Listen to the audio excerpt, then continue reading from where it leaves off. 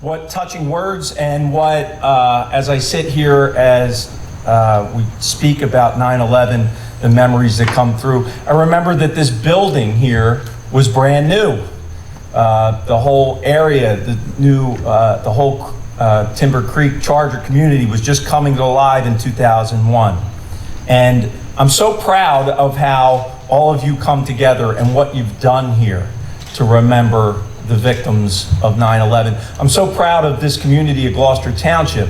The mayor and I came, we start our day for the last 22 years up at Shoes Landing Fire Company, where we had a memorial at 7 a.m. It's very short, it's for the first responders in the community. And then we're so honored to be here with all of you remembering.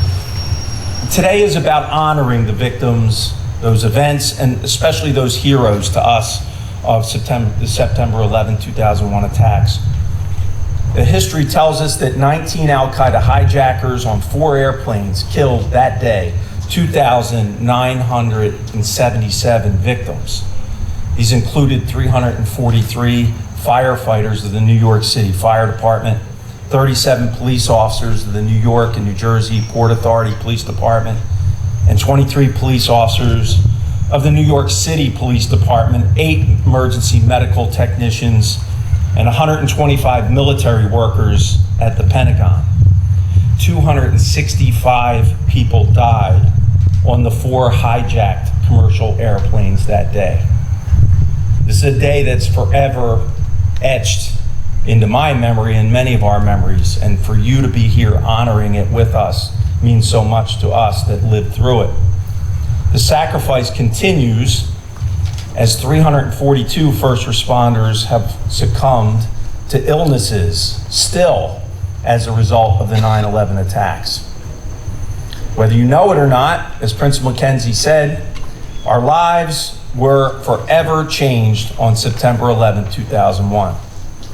My memories are that I was serving as a Gloucester Township Police officer, and I was a volunteer firefighter at the Shoes Landing Fire Department. And by circumstance that day, we were preparing to go for a counterterrorism drill at a Patco train station in Camden when the attack started. My wife called me as I left the house and told me that, there was a plane had flown into the World Trade Center. So when I got to the firehouse, just a few minutes away, of course, we were watching this. And I watched in horror at the firehouse with all these other firemen, first responders, as the towers were attacked, and we imagined ourselves, we really wanted to be there to help, because that's what we do. We felt very helpless. And I'll never forget, as I watched those police officers, firefighters, and first responders rush into those buildings while others ran out. I'll never forget the attack on the Pentagon and the response of our military personnel and first responders that were working to save lives. And it angered me that our great country was under attack and that my fellow countrymen and women were victims of this kind of attack of hatred. It was numbing. And it was frustrating because as police officers, we wanted to do something. We felt helpless here. We knew that when we saw those towers coming down, I remember someone saying, you know how many firemen just got killed? We knew they were in there. And as bad as that day was, I do miss some things about that time. I miss that feeling of unity, the way Americans rallied together after the 9/11 attacks. But I also remember feeling very different on September 12th. And I hope I never feel that way again. You see, there was no airplanes in the sky. Not one, for days. It was the spookiest thing in the world when you became aware of it. And we really didn't know what had happened yet. It's like we took a punch in the gut. We didn't know if that was the first wave of attacks coming, and that maybe the next attack would be at a hospital or in another city or in a school. Nothing like this had ever happened in America. The television was nothing but news, and it was heartbreaking. Videos of people jumping to their deaths, unfathomable. People crying into cameras, holding photos of their family members. We all felt their pain and their loss. We still thought people might be pulled from the wreckage. We always had that hope, or that survivors might have gotten to a medical facility somehow. One of the most painful memories that I had was that time with showing pictures on the news of all these flyers posted in conspicuous areas in New York City. Walls and walls of flyers while people desperately clung to the hope that their mother, their father, their son, their daughter, their best friend, their husband, their wife had defied the odds and somehow survived. There were police and firefighters in uniforms, traders with suits, words of husband, fiance, mom, dad, or beloved beneath their pictures. I also recall, though, the patriotism and the unity that the events of that fateful day and the days that followed. American flags were everywhere, and I'm so reminded of that when I pulled into the driveway here at Timber Creek. It brought all that back. And we grieved together as Americans. For a time, we were united. We were kind to each other. But it took a lot to not let fear overtake us. And it didn't. This is why we are here today. We must commit to never forget that day. Never forget the sacrifices made by so many for those they did not know. Never forget the innocent victims who lost their lives just by going to their work or getting on a plane and just by living their lives that day. Never forget the good that people did for each other. That's our inspiration. That's what we can take and do for each other today. That patriotism, that love of neighbor, that love of country that was generated from that day. Never forget the example that our police officers, firefighters, and first responders that day made, and reflect on the devotion to service. Because I'm confident in saying that the men and women here today that I work with would step up to those challenges as needed. We are committed to knowing that we may sacrifice our lives for others every day that we put on our uniform. There are so many stories of our fellow Americans sacrificing themselves for others. I think we need more of that today. Think of others before ourselves. There is more in America that unites us than what divides us. So let us never forget their sacrifices.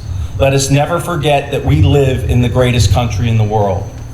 Let us never forget the victims, those events, and those heroes of September 11, 2001. Creek Community Chargers, thank you.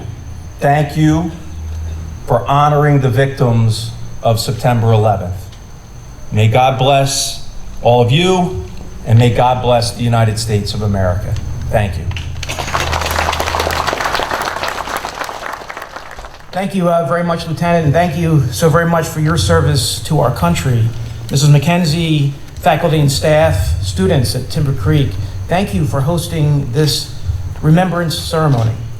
As today, we remember the close to 3,000 innocent individuals, husbands and wives, brothers and sisters, firefighters, police officers, EMS personnel, and soldiers who went on to war after September the 11th and did not return.